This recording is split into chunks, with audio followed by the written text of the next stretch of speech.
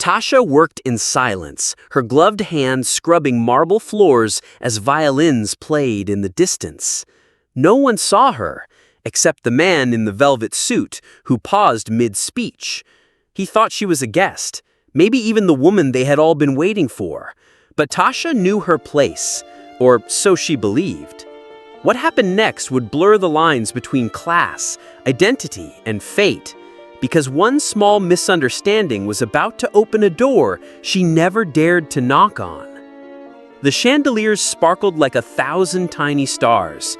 Laughter bounced off the champagne glasses, and the smell of caviar filled the ballroom air. Tasha wiped her forehead with her sleeve, careful not to leave any smudges on the floor she had just polished. She was invisible, again. Just another black woman in a gray uniform, blending into the background of a world she did not belong to. She had been cleaning since sunrise. Her son Marcus was home with a sitter, and every hour she worked here meant another pack of diapers, another overdue light bill paid. The luxury party was for some billionaire's birthday, someone named Walter Crane. She had seen his name printed on the tall ice sculpture at the center of the room. "Do not touch anything. Stay quiet, stay out of the way," her supervisor had barked earlier. These people do not like to be reminded of how clean everything stays. Tasha understood. She had survived this long by following rules. Stay quiet, stay small. But when she stepped into the ballroom to mop a spill near the dessert table, something unexpected happened. A man in a deep navy velvet tuxedo turned his head and stared. He was tall, salt and pepper hair, strong jaw. Money clung to him like cologne. But his eyes softened when they landed on her. Tasha froze, panicking that she had walked into a restricted space. Before she could retreat, he stepped toward her. "Excuse me," he said, voice smooth and commanding. "You must be her." Her. Tasha blinked. "I am sorry? You are fashionably late, but I guess the rumors were true. You like to keep an air of mystery." He chuckled. Guests began to murmur, turning their heads. Camera lights flickered. Tasha's mop still dripped water at her side. I work here," she stammered, voice nearly a whisper. But he shook his head. "No, you look exactly like someone I knew. I thought maybe you were..." He stopped. Tasha's stomach turned. What was happening? Then came the photographer. "Mr. Crane, do you want a shot of you two together?" Mr. Crane. This was Walter Crane himself. And now the entire party was watching as the billionaire smiled at a janitor holding a wet mop. Tasha opened her mouth to explain, but her voice caught in her throat. Because just behind Mr. Crane, she saw something, a portrait, hanging on the far wall. It was old, faded, but unmistakable, a woman in a gold gown. She looked just like her. And suddenly, everything made less and less sense. Tasha had always been careful not to be seen, but now standing in the middle of the ballroom with a dripping mop and every guest's eyes on her, she was center stage. The billionaire had mistaken her for someone else. But why did that portrait on the wall look exactly like her? And why was Walter Crane, one of the richest men in the state, staring at her like she held answers he had waited years to find? Her world was about to twist forever. The room had fallen quiet. Tasha could feel her cheeks burning. One hand gripped the mop like a lifeline, the other trembled slightly at her side. Mr. Crane studied her, not with judgment, but with something harder to explain. Confusion, yes, but also longing. He knew her 30 years ago, he said, eyes never leaving her face. She was the most powerful woman in the room. You could hear silence follow her like a shadow, but she disappeared one day, just gone. Tasha's heart pounded. He was not talking about her. He couldn't be. But the portrait, the gown, the same wide-set eyes, same curl in the hair. It looked like it could be her mother, or maybe even her. "Mr. Crane?" One of the event managers rushed forward, whispering into his ear, "That is just one of the cleaning staff. I will remove her." But Mr. Crane raised a hand, commanding silence. "She looks like family," he said quietly. Tasha's knees nearly buckled. She had never known who her real father was. Her mother, who died when she was 8, never spoke of him, just told Tasha, "He wore suits you could never touch, baby, but your worth is not measured by the shoes he wears." The billionaire stepped closer. "What is your name?" "Tasha." "Last name?" "Henderson." Her voice broke as she said it. Mr. Crane staggered back half a step, color draining from his face. "Henderson," he echoed. The ballroom went deathly silent. Tasha clutched her mop. Her instincts screamed, "Leave, now! Do not let yourself hope. Do not believe this moment means anything." But then Mr. Crane motioned toward the portrait. "That woman," he said. "Her name was Alana Henderson. She was the only woman I ever—" He stopped himself. His throat tightened. "My mother's name was Alana," Tasha whispered. "She died when I was 8. Mr. Crane looked like the ground beneath him had vanished. "Tasha," he said slowly, "you are not the janitor tonight." He turned to the photographer. "Get a picture of us right here." The flash went off. Tasha blinked. In that moment, she was no longer invisible, no longer scrubbing floors while the world looked away. But what she did not know yet was that somewhere behind the curtains, a woman with blood-red lips and glittering heels had heard everything. And she would not let Tasha take what she believed belonged to her. Just hours ago, Tasha was scrubbing floors, trying to stay invisible. Now, a billionaire was calling her family in front of hundreds. But as fast as her world began to change, someone else was already trying to tear it all down. In the shadows stood a woman whose perfect life depended on Tasha never being seen, never being heard, never knowing the truth.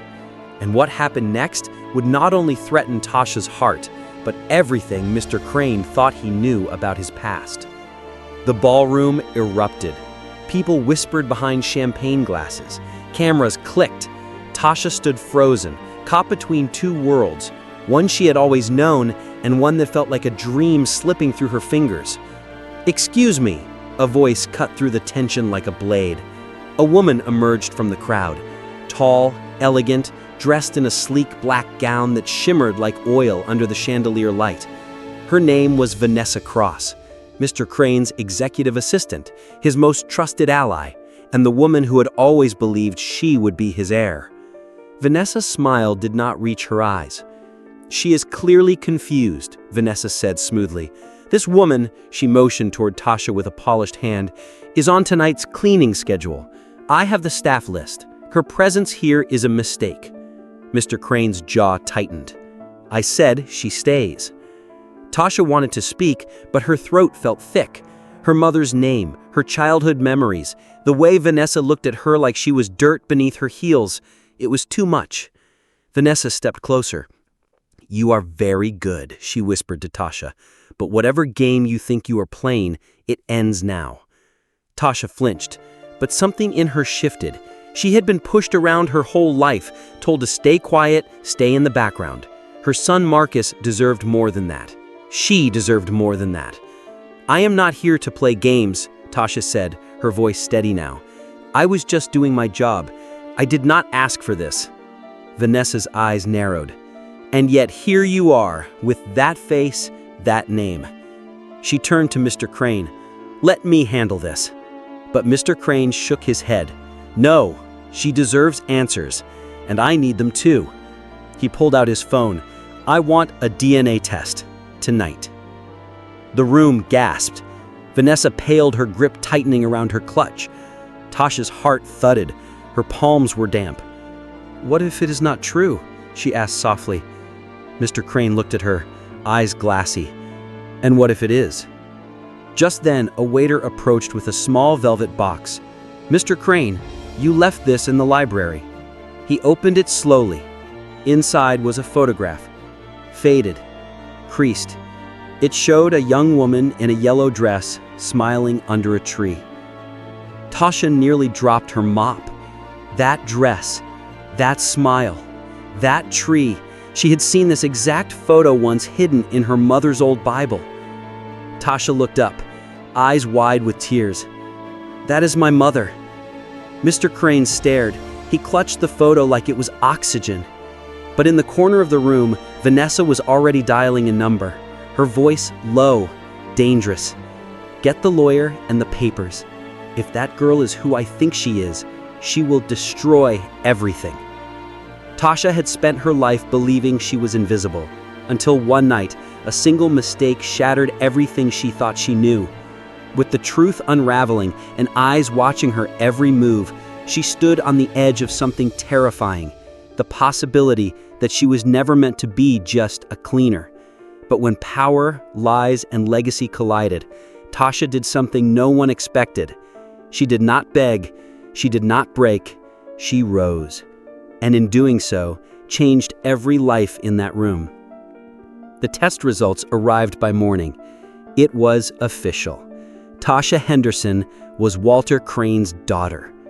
He sat in stunned silence at the long glass dining table of his penthouse, staring at the results like they were a second chance life never promised him.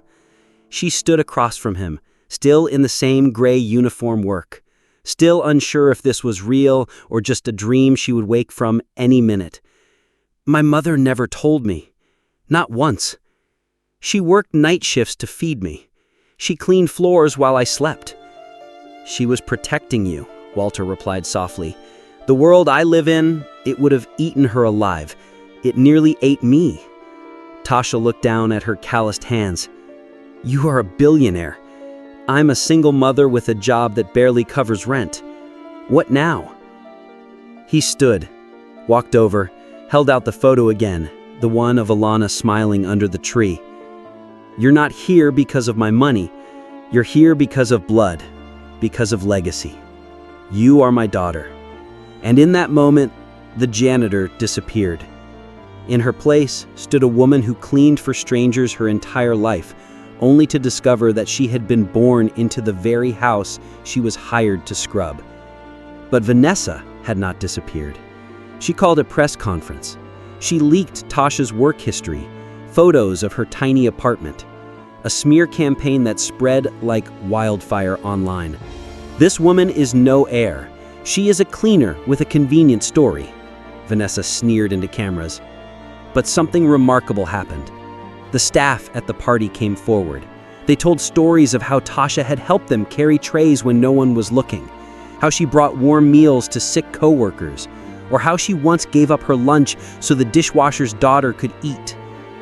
She may have been hired to clean, but she was always the best part of this place. Public support exploded. Tasha, who had been trained to move quietly through life, was now being invited to speak at events, honored by women's groups, and praised for her grace under pressure. But she turned it all down. All but one thing. She took a job Walter offered, not as a figurehead, but as director of community projects. She would lead the foundation her mother once dreamed of starting, one that trained and uplifted working mothers like her. The first scholarship was named after Alana Henderson. At the ceremony, Tasha stood behind the podium in a navy blue suit. She looked out at a sea of faces, some rich, some struggling, all listening. "My mother once told me that your worth is not defined by the shoes you wear. Tonight, I stand here wearing heels I never thought I could afford, but I still carry the same hands. Hands that cleaned floors, hands that raised the child alone, hands that will never forget where I came from. And I will make sure no one like me is ever invisible again."